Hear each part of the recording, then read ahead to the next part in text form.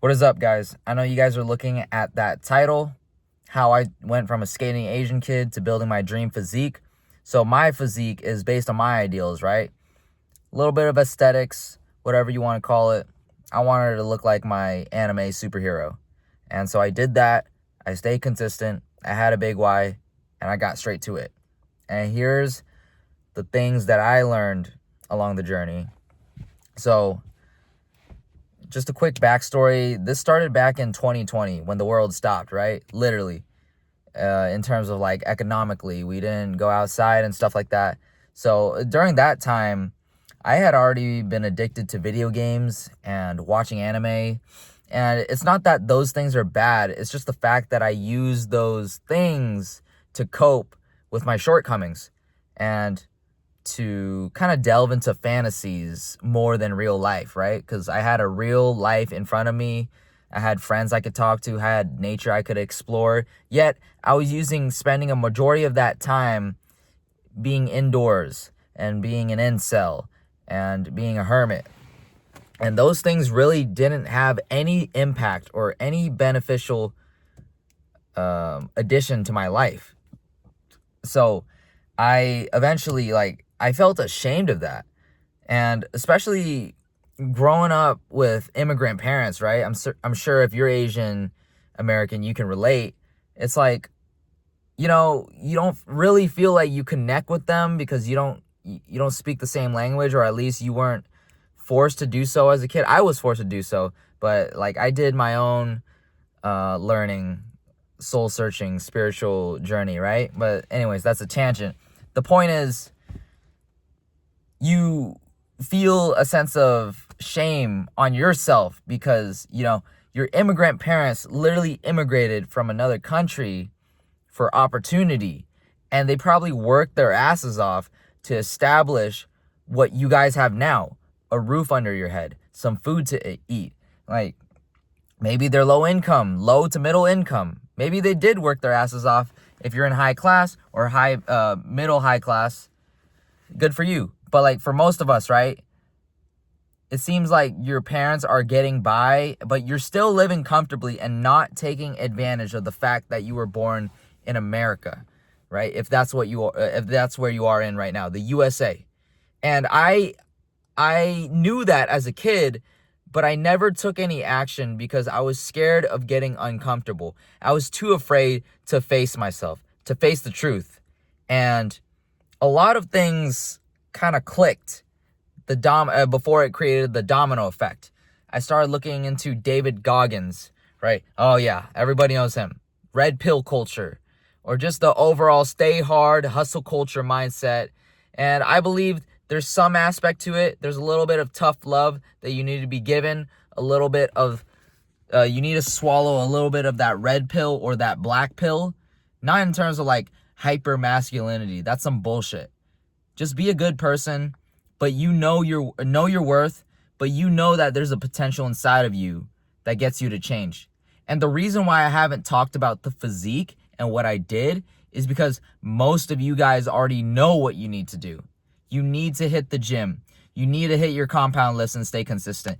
These are all questions that you could easily ask somebody else, Google or Chat GPT. The reason why you probably clicked on this video is because you think there's a secret to all this. There is no secret. The thing for me is I had a strong enough why. It was a spiritual transformation that came first before the physical. The future version of me that I implanted inside of my head that I wanted to work towards because the pain was so great in the present. I didn't know how to talk to girls. I was socially awkward. I didn't look attractive. I had a lot of acne on my face. I ate like shit. I slept like shit. I didn't brush my teeth that often. I failed to floss. I didn't take good care of myself mentally and emotionally. My spiritual hygiene was jacked up. I was lusting. I was gooning. I was worried about women and worried about what others thought about me rather than just trying to be authentically me. And I was just trying to people please, being nice. That burned me out. And that gave me a lack of identity because I went with what everybody else thought. So I could survive and get along well with people, right? And I was tired of that shit. That shit was eating me on the inside. And again, I feel like you need to have a mindset shift, a spiritual shift, and you need to start taking action and thinking about the version of yourself who would be, a better man, who fulfills his potential, who is a leader, a role model. All these desires that you have in your head that contributes to society or helps others around you. Stop constantly thinking about you. What's in it for you? I want this. I want that. Think about how you can serve others because, in order to receive energy, I feel like you need to give it. You need to give energy first in order for it to be reciprocated back to you. So that's why when you give off positive energy, you're going to receive positive energy. When you think of abundance, you dish out positive energy, you think in abundance, you're going to receive that tenfold.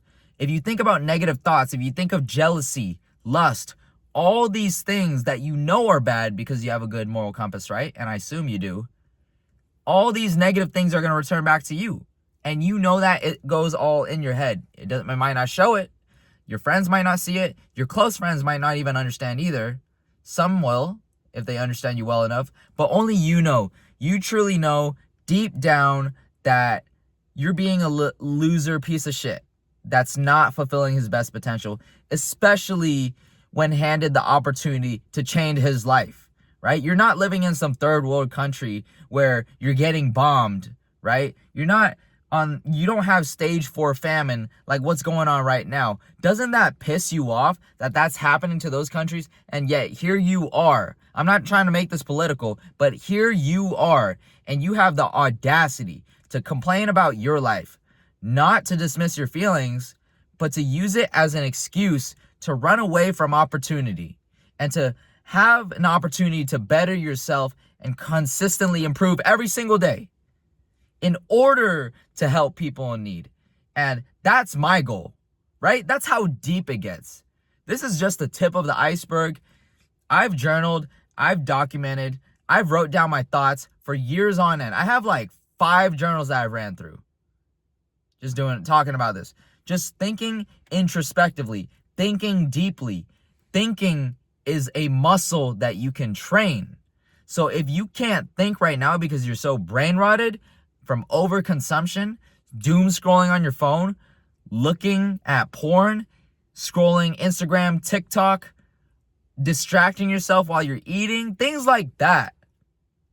There's a lot that you can improve in. Now, notice how I never talked about tips of how I went from a skinny Asian to my dream physique, because it's not about that. You can look that up. You can execute. You just don't know the implementation, and you don't know the mindset and lifestyle change that comes with it.